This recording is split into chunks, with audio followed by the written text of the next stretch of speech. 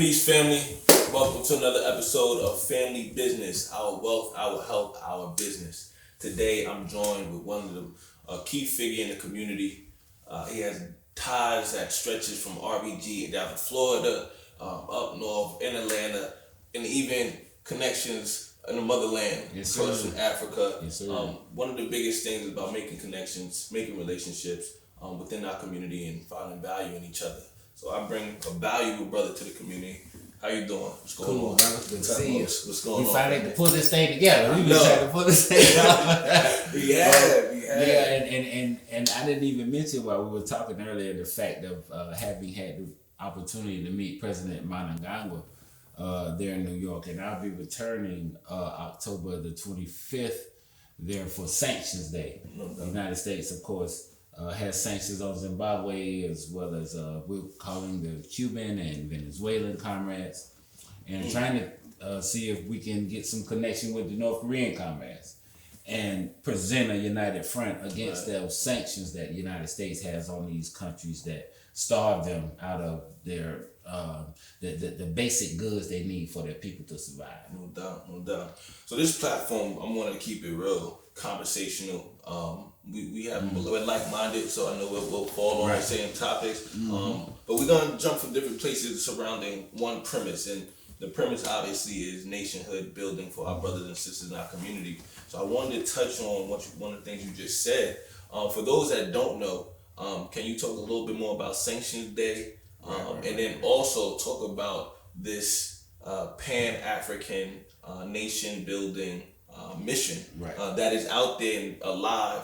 For some people who don't know or don't recognize, it's not going to be something that you see publicized on entertainment, news, TMZ, things like that. But if you could talk about that movement a little bit, that'd be big. Yeah. Well, first of all, Sanctions Day, particularly October 25th, that is a day that was established by the trilateral organizations that at the point that had a third front back in the 60s, where they had conferences, the Bandung Conference and other conferences, where they established dates where they would have anti-imperialist events. And so that was established for the fight against sanctions. And when you understand the way the United States government actually works, you look at something like the Senate Armed Services Committee, right? And when you see this committee and it convenes, you check them out on C-SPAN, you know what I mean? You check out when the Senate Armed Services Committee meets, right? And listen to what they say. What are they actually talking about?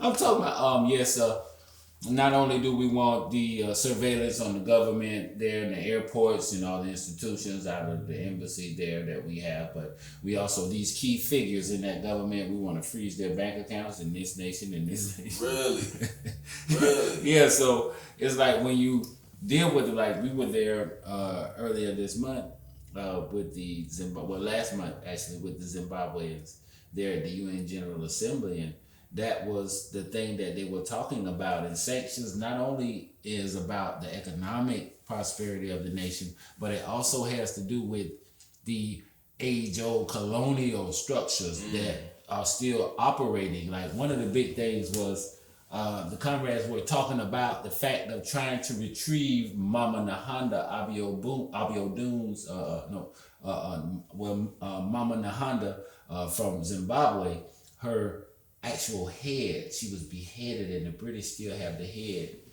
Are you serious? In their nation. That just gives you a little insight, with the Queen, the barbarism, dying. Everybody wants to throw all these. You understand the type of genocide, oppression, murder that was caused by Great Britain and their colonial excerpts, their colonial ambitions. Kenya, Zimbabwe, South Africa. We don't even, because Ghana. And here's the thing, right? A lot of people, when I believe it was the Berlin Conference, when they started dividing up Africa and deciding what European country was going to. This is the type of history that you're never being exposed to as a black person to understand your presence here in the United States. And one of the big things that you're mentioning, you're talking about, and I know that there's a lot of people that's going to be able to grasp it. And some people, it may go over their heads, but it's really being able to put our identity on a global scale. Right. Being able to have that global recognition. Yeah. Because that's when you just basically break it down to the nuts and bolts of humanity. Right. That says that each and every race has a historical, geographical origin location. Right? Mm-hmm. And the original origin location of all people is Africa. So being born as an African, that not only gives you the double, it's like not only are you born into humanity, but you're born into the original humanity. Right. And so the concept of understanding politically and culturally who you are as an African person, you should be the proudest person that there is on the planet. Right.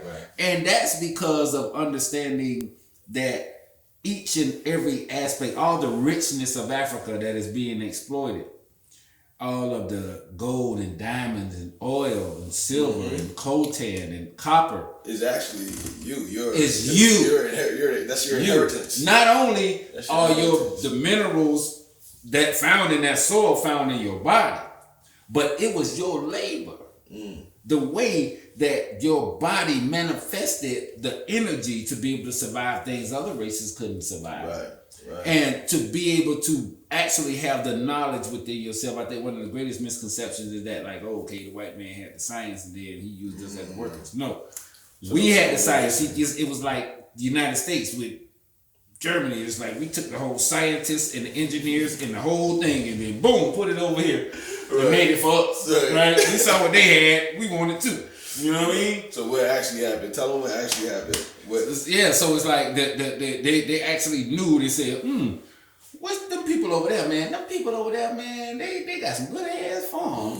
They can grow, man. You tasted that corn they got over there? Right. Yeah, I tasted that. You know what? It'll be good if we can grow all that corn and the peanuts and all that stuff back over there in the New World where we was at. Right. Like, but we can't just get anybody. You got to get the one who knows, who has the knowledge. Right. That's gonna take the seed and know what time of the year to germinate it and how to water it and how to make it survive. It was a scientific genocide that occurred more so than a cultural genocide that occurred, because you have to compare it in the way in ancient cultures the way they did. They didn't just go after people just because they wanted people. They went after the ones that had the knowledge. And we were talking about Mama Marimba's book. Yorugu, that's one of my favorite books. And when you study the mind frame, there was a couple of things. I mean, because look at the hell and torture we've been put through, but we still ain't became that. Right? We're still compassionate. So it like when you really get down into it, and Baba Bakessa Mazimoyo and them covered this with me way 20 years ago. Like understanding the development of the Cro-Magnon man, and seeing how, then you got to go into the Diop stuff for that, worm glaciation, 20,000 years, separation, that creation. But it's like, when you look at culturally what developed, there was a choice made at a point in history among them, because look at the Russians, right?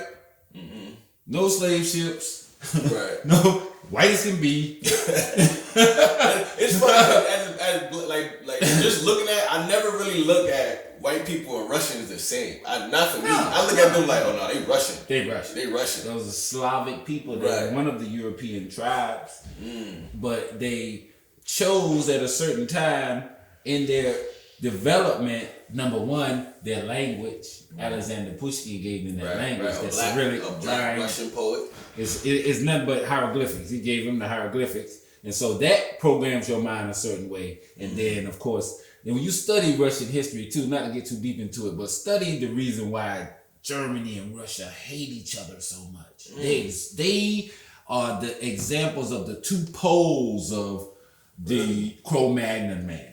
Right? Now there's the German, the Germanics, and they just look at, because Dr. Clark said that you want to know your people, right? Study your enemy. If you want to know yourself, study why he wanted to do what he did to you. Right? And so you understand him and how his tribes are made up. In England, you have the Anglo-Saxons and the Jews, right? And then in France, you got the Franks and the Burgundians, and in Spain, you got the Visigoths and the Vandals. That's why we started calling them Vandals. That's where vandalism come from, because they kept raiding from Spain over there in Africa. Right? In Holland, you got the Huguenots. Then you got the Germanic tribe, the heart of the white people, the Gaul, right? These are the tribal names of those different distinctions of groups of European tribes. Then you have the Slavs over here, right? Who were in direct opposition to them. But the development, it's like they came really, them dudes is some Vikings. Right. And that's how Slavic, I've always seen. Yeah, they are. I'm talking about, look, man, tell you had to study their history. It was a Viking dude way back then. We were talking about Erickson and them. Yeah. One of them cats. Vladimir, he had one of them crazy names, Ragnar.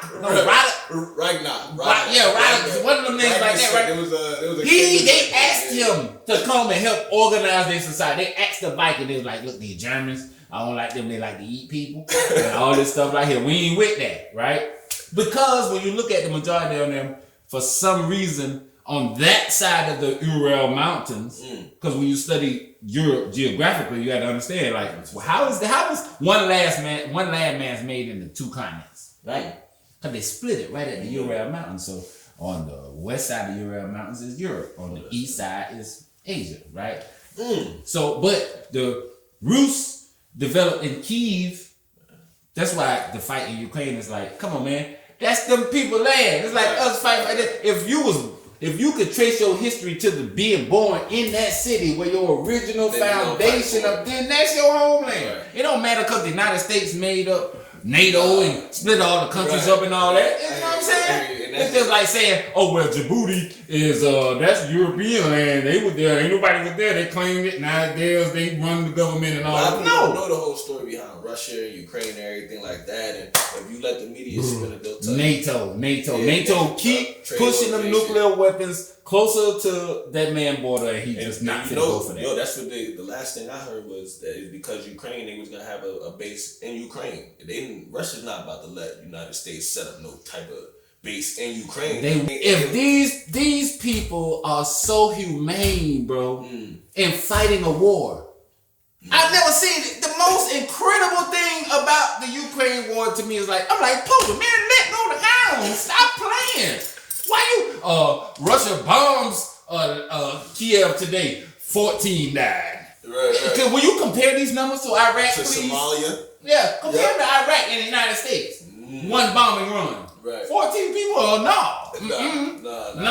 And when you do the numbers, man, look, the civilians, they ain't even got into, and they extrapolating them numbers. They ain't even got 5,000 dead. They've been fighting going on a year. No. I want to bring this back, because you're making some good points. And we got to get back to the pandemic too. Well, I mean, I'm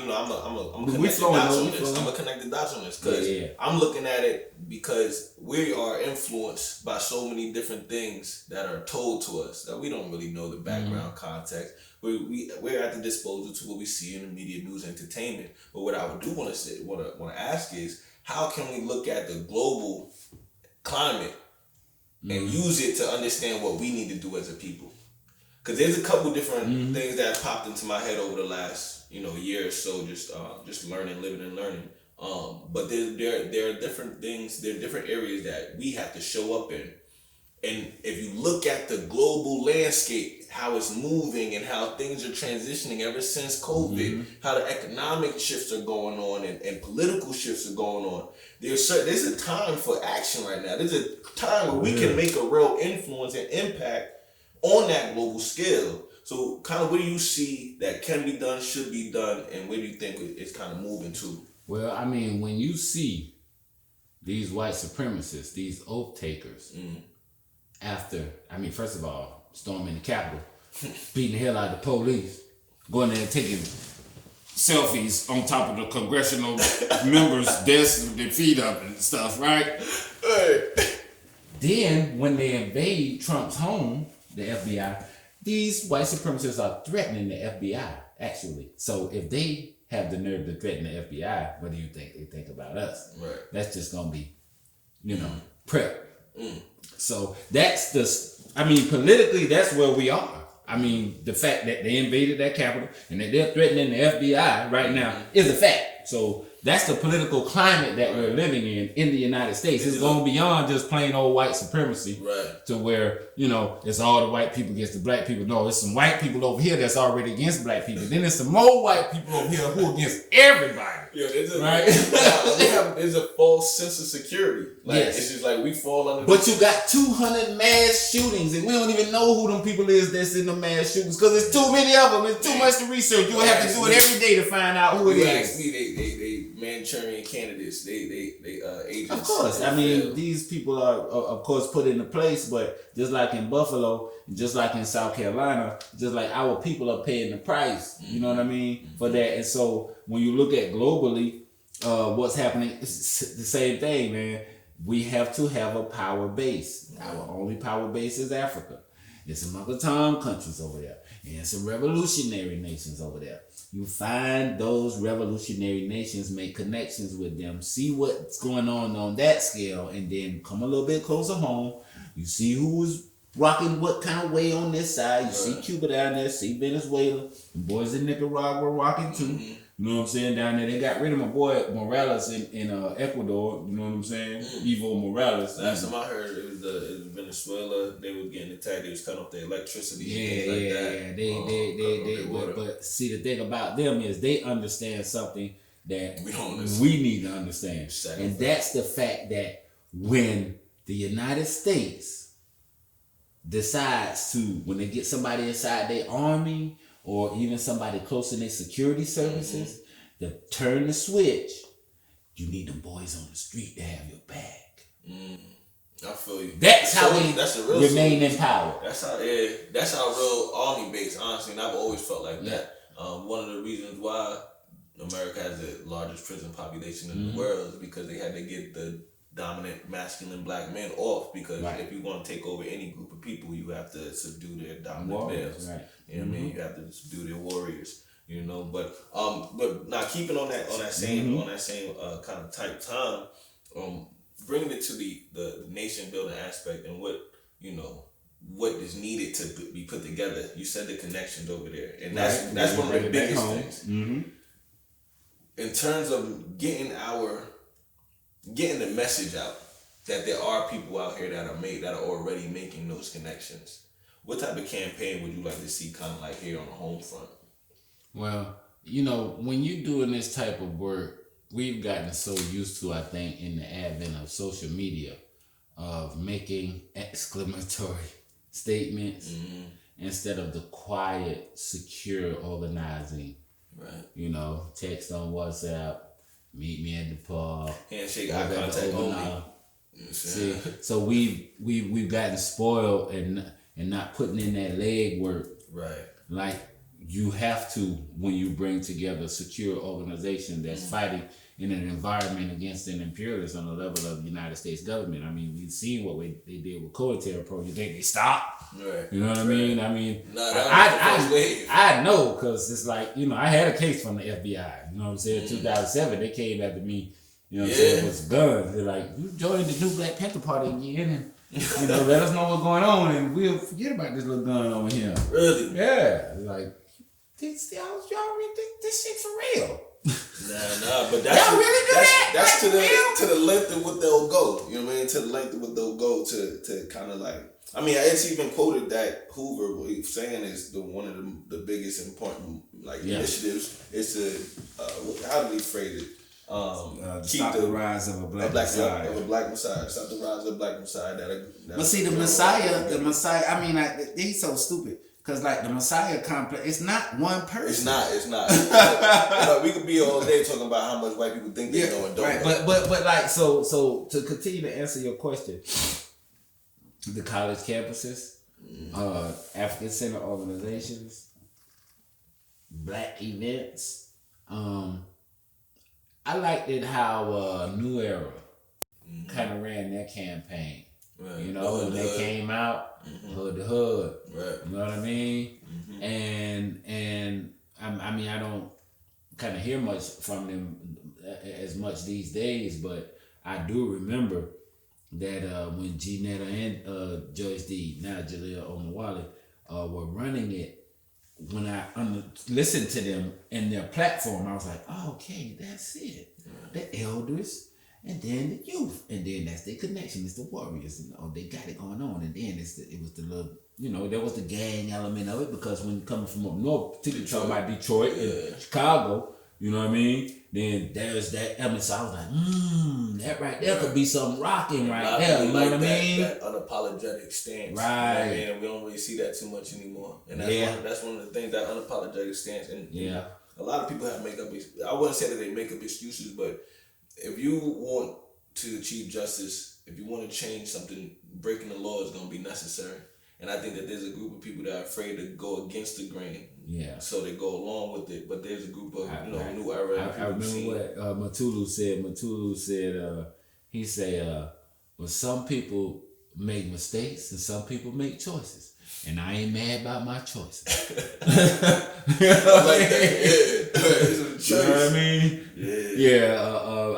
I've been listening to Matulu here lately. But it became necessary just on the Pan-Africanist front, right? Mm-hmm. So we bring it back home, right? No doubt. But then the circle goes all the way back around, right? Because I had the blessing and just to go back to the hotel room by myself and look at myself in the mirror and say, you a bad boy. Bad, right? Bad man. Because nobody else knew, even the Black Panther comrades who were there, that Matulu was in prison for supporting the Zimbabwe government. One of his charges is acting as a foreign agent. Really? Yeah. Well, they're gonna put any charge that they want to, but how did that come about? And was that why he left? That is one of the charges he's indicted for. I mean, them cats, him and Sekou, man, these cats was all over Africa. They training people. Look, see, the reason why the Black Panther Party, kind of them guys, particularly like Sekou and Matulu and Deruba, some of the guys who were like up there on the international aspect of the party, Eldridge Cleaver, all them guys, like Eldridge just lost his mind, right? Because it's like, when you know you can win the war, you just need the people to come and volunteer to do it. It drives you crazy. You see the operational order, just like today, right? I'm over here and I'm with the Zimbabweans, we kicking it in the room and you hear the little, I'm like, what is that little buzzing sound? Oh, that is the anti-surveillance. They got a thing like, the Havana syndrome. You ever heard of that? Nah. What like, some kind of way the United States diplomats' ears just started ringing and they went crazy. They wouldn't stop ringing while they were in Havana. They call it the Havana syndrome, right? Yeah. So I'm hearing this sound, I'm like, what is that? The Havana syndrome? It's like, nah, that's how we block out them from, From listening. Right. But we're talking and, certain aspects of it I can say. It's the simple fact that today, with this level of technology, I mean, come on, man. You can have a drone right now flying over the police department with something with it to get down with it. Right now, you put enough time and money into it, you could be at the computer screen to hell with that Fortnite and all that. Right? I mean, I'm saying that. I'm not saying we're going to do that, but I'm saying you have the opportunity. Right. With the advent of the level of technology that we have, that we're really serious about doing something. You ain't even got it. It's like you almost ain't got a dang on get all them people in your business and do all that no more. Right. It can be done on a very small scale and make a bigger impact. And then honestly, it's gonna come to that because I've always been a believer where it's like, you're not gonna get everybody. Right. You know what I mean? Right. And honestly, the people that you don't even want to get everybody. Right. Most people's mindset ain't even built for this in the first place. So less is more. You know what I mean? It's less is more. Mm-hmm. The biggest thing for me was just like, setting the perimeters are exactly what the core values are and setting the core objectives are. And then when you build it, people will come. People will gravitate towards it. And I think that's where we kind of agree about, this whole social media thing. It is a cesspool of superficiality, right. But at the same time, it can be utilized to put up a beacon if we utilize it correctly. Because it gotta be something that you use after you have your strength. It can't be something you use to get your strength. No. You're right. I get exactly what you're saying. And we see that a lot of times. Like, people get piped up because of Instagram. But what were you doing before Instagram? Because it's still just a channel. Right. It's still just a medium. You know and what are you doing at all? I mean, okay, if you broadcast the organization meeting, which you don't see, right? You don't see on there what you might see a speech that has some good talking points in it and stuff like that, but you don't see like organizing 101. And basically because everything's been written, you have to find it. I often advise people on a certain number of books, particularly when you're studying war. Kwame Nkrumah's Handbook of Revolutionary Warfare. Okay. So that's the continental version. Then over here, Jalil Mutakim's We Are Our Own Liberators. Okay, I read that. And then some other compendiary ones. Like, I mean, come on, man. If you an Iraqi dude and you a young dude and you want to be a general in the army, you want to be that man one day, right? What would you read? Right. You gonna read about Saddam and all the boys that putting in work. We should read every Black Panther, any of them wrote and what their experiences were, right? Number one.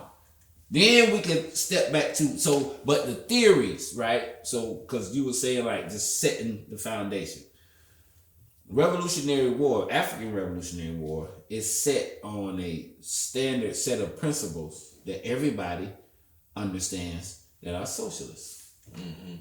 And the reason why it works, and it's so terrible that us in the United States really don't get a chance to be a part of a socialist organization. You know what I mean? We get beat upside the head with capitalism. Yeah, because you never those principles. The Cubans just stuck in it, just like it's just like give away all this shit, man. You know what I mean? Right. Come on. What else you need? You got your knife, you got your gun. Come on. But there's ways of organizing that it's not that pull yourself up by your bootstrap stuff. It's organizing based on unity. And so there's certain tried and true techniques that are used that everybody does, but you will see when you go into them, they're difficult to maintain. Stuff like combat liberalism, right? Mao Zedong, 1937, on contradiction. The contradictions, even among the masses of African-centered people in the United States, are vast. The capitalism clouds everything. Pure self-serviceness is like gone, And of course, we gotta feed ourselves and eat and take care of our children and stuff. But this environment that we live in is such a demand and it's such it keeps you at a dog. And the worst part about it is because not only the dog eat dog, but this is what I've noticed. It makes you insecure. It makes you insecure about your identity. One of the things I know for our tradition, our culture, a lot of our pride, a lot of our confidence came from our community. You're better, stronger with your people. You're stronger because you know who you are. You know your heritage. You know your tradition. Right. In today's environment, we don't have any type of commonality that stretches across culture to give us that cultural identity, especially for Black people.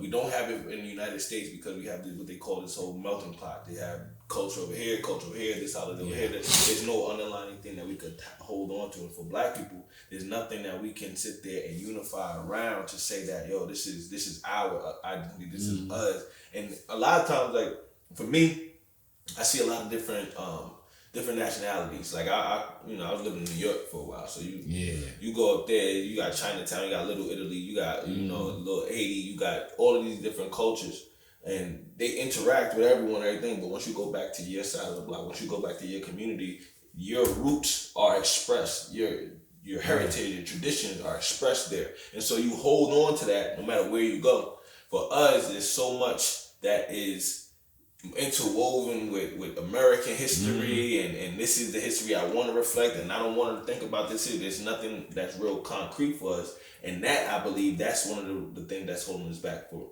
organizing. Because not only do we not have a common objective, because there's some Black people who want the table and then there's some Black people that want a good seat at the table. Right. But we have to not only get on the same page of what our objective is, but we also got to get on the same page of what our origin is, because we're the only and this is the thing with the whole origin, whether you're Black, Indigenous, Native American, things like spiritually, this ain't your home. Cognitively, this ain't your environment, this ain't your culture. Right. So you may, me and you may not say, okay, you say you're African, I say I'm indigenous, you say indigenous. Right. Yeah. We know that this ain't it. And that commonality alone should be enough for us to come together, sit at the table, and put a plan together that's going to serve all of our interests. But think about how fast that anti-African ideology is growing now. Yeah. Why? Right. Out fear. Well, I'll tell you It's why. countercultural, right? Yeah. It's countercultural. It goes against the premise of Africa being the home of African people. It's fear. It's fear that's inbred in their DNA, right? And consciousness against it ain't even something that come from being in the family of revolutionaries, because a lot of times you see they don't even follow the shit, right? It's a blessing from the ancestors. You, as that soul, pick this time to come back. If you have that consciousness of mind and thought, that's why it's so rare. Right. Because you've been chosen. Because you got to have an accumulation of experiencing your soul over enough times of lifetimes to even be able to approach the realm of cerebral consciousnness to understand the idea of a true, unified, liberated African people. Because that's been stripped, it's been tortured out, and it's been, you know what I'm saying, and everything around you right now, subliminally in every single way, is counter to that thought of you being that liberated African. I'm glad you said it like that too, because that's something that's kind of been, I mean, I wouldn't say it's been bothering me, but it's something that happens because we see people and and we want them to understand certain things. And even the people we care about, because that's probably the worst. We want them to understand something. It's like, you don't understand this? Like, how could you not understand this? Blah, blah. And then exactly. And in your mind, I'm like, yo, hold on. I go in there and I start trying to break it down. I bring out the whiteboard with the different colored markers. I start drawing pie graphs. I start doing web diagram. And then it's like, and what time power come on? Yeah, well, okay. The closer you gonna get to some country, we're gonna watch some black characters on TV, and they gonna be with some bullshit themselves. But at least they black. We watching them, right? We and you know, and that's always been, and I think that's always gonna be a struggle for people like us, because we know what the potential is. We know what is there that is waiting for us, our inheritance, versus what people have settled for. See, as a culture, I don't really like throwing that word around, but as a culture, I say we've accepted some of the different pleasantries that American culture gives us. Right. You know what I mean? And that they're all right with that. Oh, well, we fought the vote, so we're here now voting. Yeah. Right? That's not what the fight was for, but okay. Then they'll be like, okay, well, I could get jobs, I could make money, I could get credit, I could do all that stuff. And I'm like, okay, cool. So you have now associated your ability to make money with your ability to be a free, sovereign individual. But here's the thing, though. For a lot of people, they don't even know what the word sovereign means, let alone how to spell it. Right. So if your idea of being free is able to buy your drugs and buy your entertainment and buy your sexuality, your preference, whatever, if that, then you're free. Stay on that side, because you're not. This ain't this family business. Here's what I say to them, because I mean, me and Tip was in the feds together, right? And I used to tell him we was in the halfway house actually. Right? And I used to tell him, I was like, bro, look, you think that nobody didn't make a decision up top to put them chains on instead of twerk that rifle? Think about it. You think you sold more albums than Pop? Right. See, our people, we don't want to look at the reality of what it is that we're really faced with, because it's pure fear. If we really was forced to just tie them up in a chair, right, and play the Black Holocaust over and over, and Goodbye Uncle Tom, and all, and just every kind of torture, show them the torture, make them watch it. Right, I get you. Make them watch the interferon wars. Let them see what they do to your children. Right. I had some training back in the early 2000s with these groups. It was over in English Avenue, right over there, because I was working in that area. I was working the Bluff, right? And I ran into this white woman that was helping this girl into this shelter that we knew it was it was an AIDS shelter, actually. Women and children with AIDS, right on English Avenue. English Avenue Resource Center. It was the shelter connected to it, right? And we worked at the Resource Center doing tutoring for children after school and all of this. So I seen the lady, I was like, everything all right? Because the sister, she was really, really upset, right? And so she gave me her card, and the organization was called Out of the Darkness, right? And it was this group of brothers, a group of black women and white women who would actually like go to Fulton Industrial Boulevard and like grab them and just like take them with them, right? Really? These girls was raw, right? So I was like, oh man, y'all fighting sex slave traffic, right?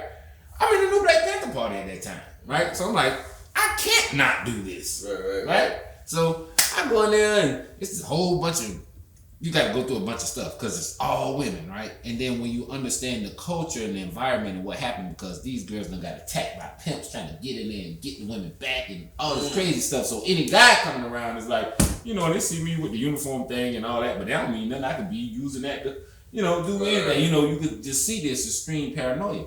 But they have this set of training videos they have you watch, bro. And it's for you, for the one just to get prepared and try to help them. Right. They want you to see what's going on. Right.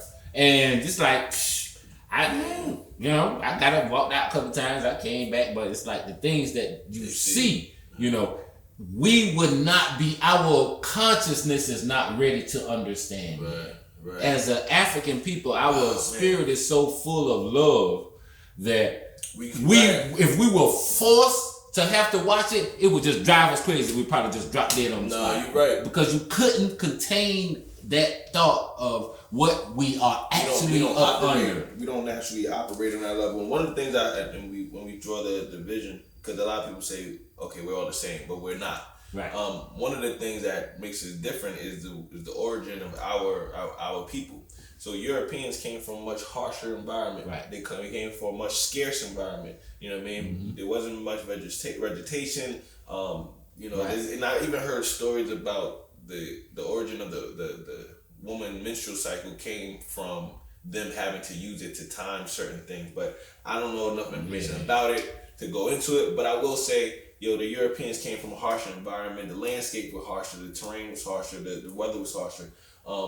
So it became a survival mentality. Now, if you think about that over centuries and centuries of development versus people that came from the motherland, the African that were born in the sun, warm all year round, fruit all year round, vegetation all year round, comfortable. It's right there. You would develop more of a compassionate nature. And so when we have these things clash, one of the things that you brought up, and I think is real big, is I don't think we could even fathom the evil that they're capable of, because we wouldn't even believe someone would be capable of doing that. You know what I'm saying? And one of the biggest things that I learned about our heritage and history is when we would have war, when we would fight, when empires would fight within Africa, there was still a morality. There was still a sense of a spiritual you still morality. Work your way out of that servitude. And then it wasn't that you could even become the king. Some of you became the king of the village. You could still work. You could still practice a lot of your things. A lot of it was just, okay, we control this land now. Not that we were gonna cut you off from your resources and starve you out and make sure your family didn't eat. Right. No. Okay, this is our resources. We're gonna share with you your culture, and we're gonna adapt. That's indentured servitude. What we experienced here was chattel slavery. Chattel slavery, yes. And even and that's the thing. Like, even when it wasn't like, if you win a war, you just simply lost the war. It wasn't always, and I'm not saying it wasn't, but it wasn't always a complete takeover of a people. And a lot of times it wasn't even no bloodshed. It's just like, you already see how many there is and how they move and what they techniques go. Like, all right, bro, you got that, man. I just wanted to show you what it was. You over there talking that shit, and now You made me have to bring everybody out here. Like, all right, I don't understand now. You got that. You know what I mean? And they were still a shit. The majority of the time, that's what occurred. And concept of Pan-Africanism, just like we were saying about the sovereignty bit, it's like, we have to learn that if we're going to be in this movie Hollywood realm or whatever, right, that we're going to have to really start documenting our successes, because even with the power of the movie Black Panther, the fact that it's still based upon fantasy doesn't make it as great as if it was a movie on Santiwa or the Cubans and the Angolans defeating the South Africans in Angola. You know what I mean? Make something about defeated the British, even though the British had guns. Right. That's a heroic story, right? The coconut revolution. Out there, the boy made bombs with coconuts and threw it at them and killed them. Right? There's just so many of these successful stories that we could look up and that we could document, right? But because of, like you said, the frame of mind is not directed towards even wanting to put the effort to even understand that. Right. And the talent and the resources going towards bullshit. Building up their gaming and I be messing with, but it's like our youth, right, are under the greatest mental assault you can imagine, right? Mm-hmm. They can't get away from it, right? It's just like you got to really just take a weekend and go take them on the pond and just go fishing. Right, you know what I mean? Leave the damn phone in the car, right? To get them to unplug them. It's coming from everywhere. You know, and you have to, but the fact that they keep their face so much of the time on their screen and idea after idea after idea. First of all, because you're not concentrating on one thing like a book that the same concept is going through all your mind, keep jumping and make it where you can't concentrate. Right. So then you can't study. Mm-hmm.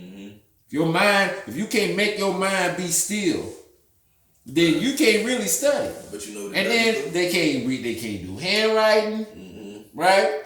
It's like there's a dumbing down that's occurring across the board that we have to address, and that if we do not address, then we're going to have a generation of children that if you took away their technological devices, they wouldn't even know how to sit down and add up numbers to be able to even go to the store and buy some food. And that's their agenda, because they want to produce robots. They want to produce slaves that'll just do, repetitive motions over and over. You know what I mean?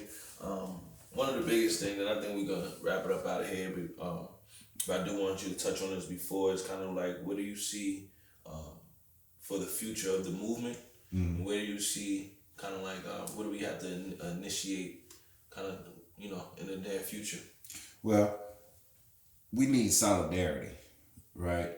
And we naming these organizations, and I actually work as the chair of the Atlanta Pan-African Coalition, WADU, ASCAC, UNIA, All African People's Revolutionary Party, Friends of the Congo, ERIC, COSA. These organizations have worked together for 10 years. And so when, just like now, we have to deal with something in Haiti, COSA, which my partner Kwaku is the external relations director there out of the United States. We can boom, Kwaku, what's up? What you need? Get your ticket. Right, boom. Right. All right. So that kind of solidarity, and then just pure and simple organization. You know what I mean? Get out of the mode of wanting to have your voice heard openly, and understand if you're truly fighting white supremacy, they don't need to hear you.